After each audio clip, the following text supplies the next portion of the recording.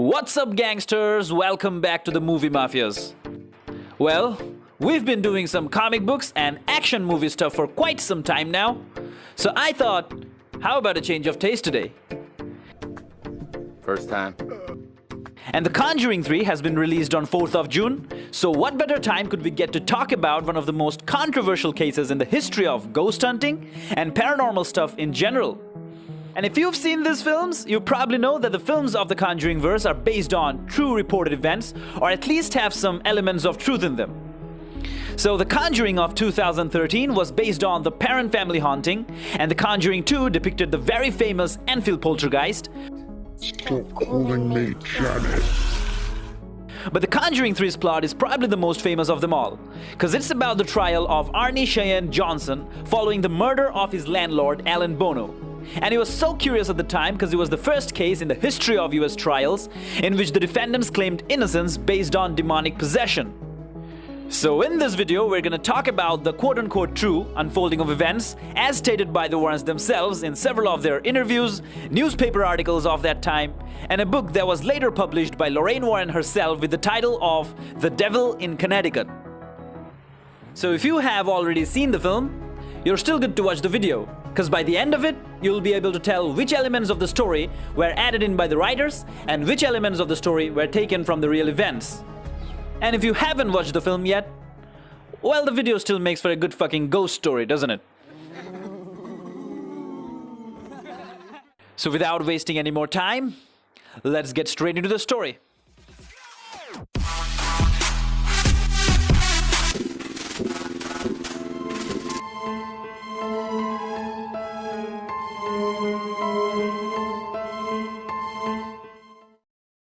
The story begins 1 year before the curious murder case, and that was May of the year 1980. It was when Arne Johnson moved to a new rental property in Brookfield, Connecticut with his fiancée David Glatzel and her family.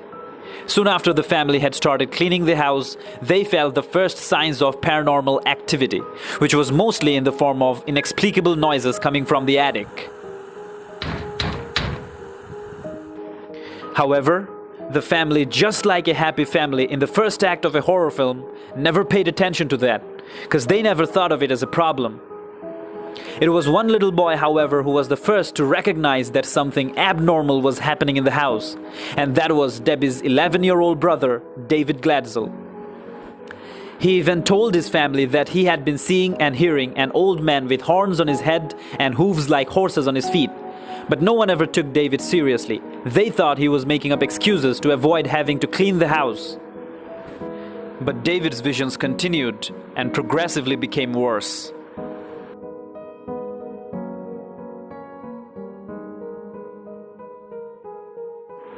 As the days went by, David's behavior became stranger and stranger, and now the family was beginning to feel scared. Oftentimes they found bruises on his neck as if he had been choked. And at nights, he muttered incomprehensible Latin and started having convulsions. The Warrens described the condition as this. Now you would watch David, and he would be doodling, drawing or something like that, and he'd be concentrating on what he was doing. And then he would look up, and it was no longer a little 11-year-old boy. As the conditions worsened, the now terrified family called in a priest from a local Catholic church. He concluded that the house was evil and attempted to bless the house and exorcise the evil out of David's body. The local convent was the place where the first exorcism of David took place, rather unsuccessfully. As the Warrens describe it, the convent was very close to the local school, and all the students could hear the screaming of David and banging of the closed doors of the convent during the exorcism.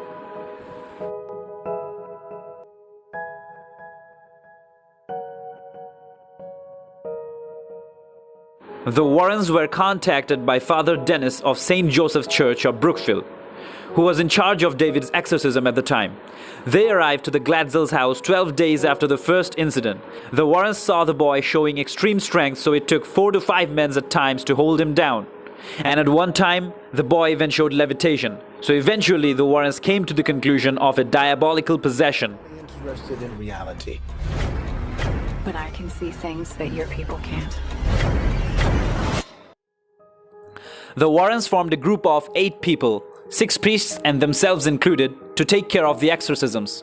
The final exorcism, which was successful, took place at St. Joseph's Church in Brookfield, Connecticut, where the Warrens tried to perform a ritual they call the binding. Now in that ritual, as the priests were exorcising on David at the church, Ed Warren went to his study and called the demon's name, so that when the evil spirit came to him, he could bind it. Now though the exorcism part went successful, the binding part didn't. This is because as Ed Warren called its name, they thought was the beast, the demon with the horns and hooves that was possessing David. Ed found out how wrong he was. He had a vision of 42 demons appearing right in front of him, and that's when he was compelled to leave the room. That's how the Warrens came to realize that it was not some beast with horns and hooves that was possessing David, but it was a case of multiple possession, just like the famous case of Annalise Micheal. Which brings us to the question, where does Arne Johnson stand in all of this? And how is the David Glatzel incident linked to the Alan Bono murder case?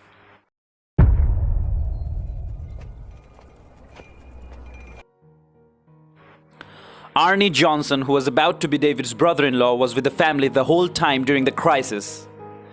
He would stay up at night with David so the others in the family could get some sleep, since he knew that these things were taking a huge toll on the family, both physically and mentally.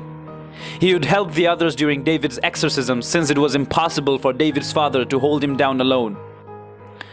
But it was killing Arne too from the inside to see David go through all that pain. So one night during one of the exorcism sessions in the presence of the Warrens, Arne Johnson called out to the demons to leave his little buddy alone and take him instead.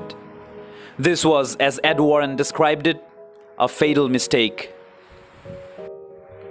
As David's conditions were becoming worse, Arne and Debbie had decided to shift. They were hired by a local kennel owner, Alan Bono. Soon after the shifting, Arne too started behaving oddly. He sometimes went to a trance-like state where he would growl, but later on, he wouldn't remember any of those. Now these incidents were taking place almost at the same time as the Warrens were helping out David. But even they didn't have the slightest idea of how dangerous the Arne Johnson situation would become. Now though the Warrens had feared that a tragedy might happen, and they had warned the police back in October of 1980, they never thought the tragedy would come from a person like Arne.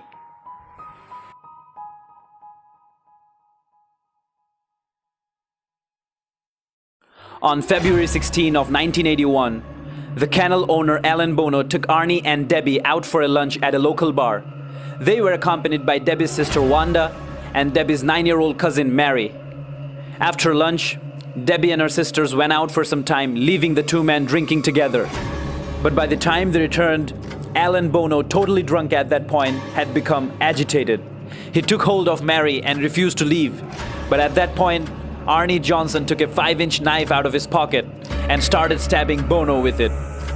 The family was petrified to death.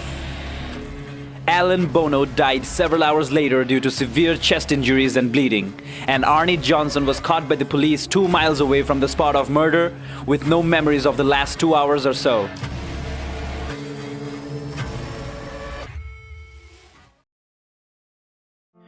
During Arne's trial, the Warrens testified themselves, saying that it wasn't Arne who did the murder consciously and that he was under demonic possession. Even the defendant lawyer Martin Minella appealed to the judge to bring in evidences suggesting demonic possession, but the court disapproved.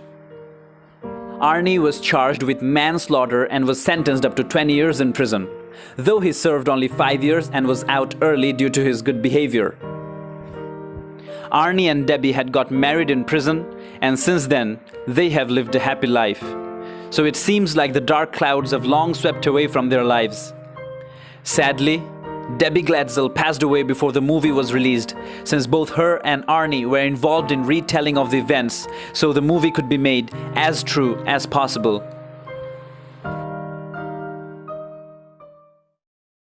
So that is it, guys, the complete real story behind the Conjuring-the Devil Made Me Do It movie. Or at least as much as I could find from the sources on the internet. So hope you guys enjoyed the video, and if you did, just don't forget to hit the like button and subscribe to our channel, because it always helps us out a lot. So hope you guys have a great day, and as always, see you in the next one.